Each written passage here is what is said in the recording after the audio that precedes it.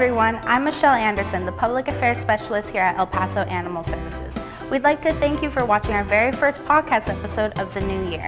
Coming up in this episode, we'll give you an inside look at our veterinarian team who work tirelessly to care for the hundreds of animals in our shelter. Also coming up, we'll tell you about a couple adoption promotions we have planned for this month aimed at continuing to save more lives. And finally, we'll give you a sneak peek at our special calendar project where we paired El Paso firefighters and some furry friends. Let's kick off this podcast by taking a look at our live release rate for the month of December. Last month, Animal Services reached a live release rate of 73%.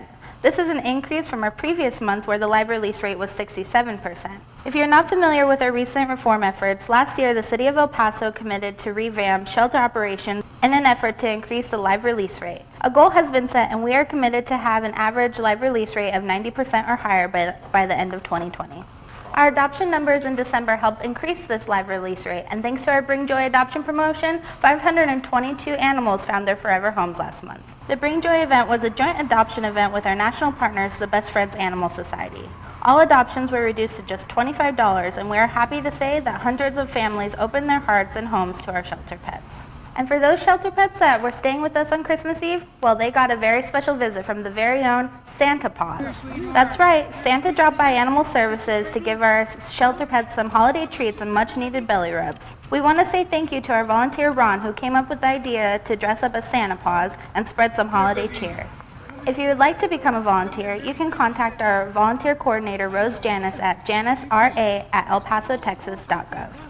Our shelter staff also got into the holiday spirit last month. They decided to spruce up the shelter by having a decorating contest. Different areas of the shelter were decorated in holiday themes by several department programs. The staff did a great job as the shelter was transformed into a holiday wonderland that our visitors enjoyed seeing.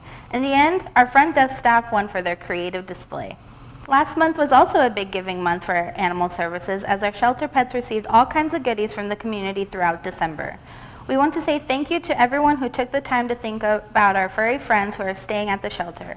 Animal Services received everything from donations of toys and food to blankets and towels. Again, thank you to everyone who donated this past month. Remember, you can always find our donation wish list by visiting our website at www.epanimalservices.com and clicking on the Amazon wish list icon. Well, caring for all the animals here at Animal Services is no easy task. This time around, we're going to give you an inside look at our veterinarian staff with the help of Dr. Ilana Canup. Dr. Ilana Canup is currently one of 2 full-time veterinarians at El Paso Animal Services.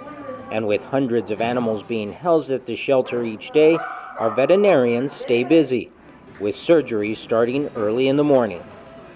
Usually around between 7 and 7:15 in the morning. And then we finish up between 10:30, 11:30 in the morning in general.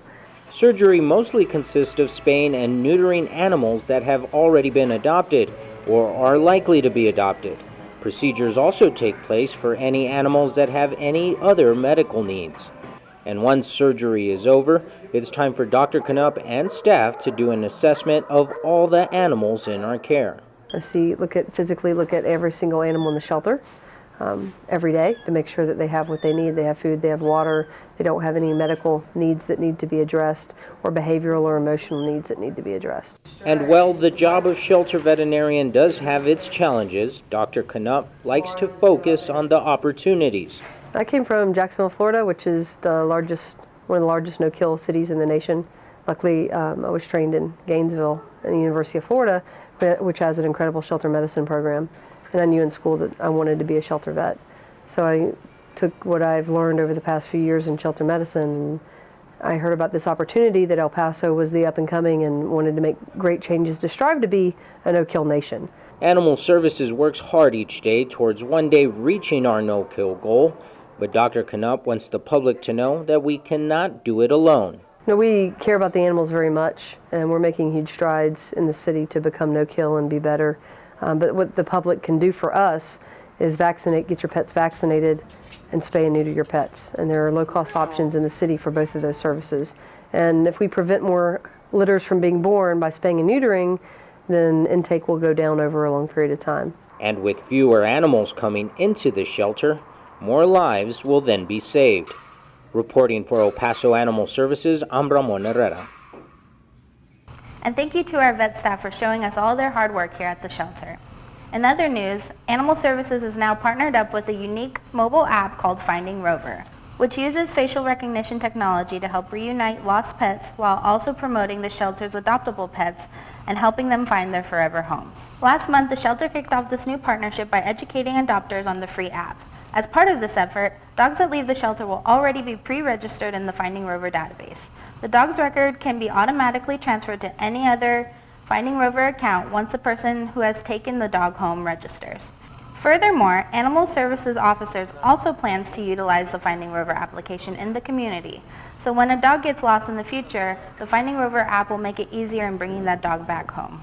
And if you're looking to adopt this month, we have good news. Animal Services will be holding 2 adoption specials this month. First off is Bark in the Mew Year, where we're kicking off 2017 with reduced adoption fees of $30, January 2nd through the 15th.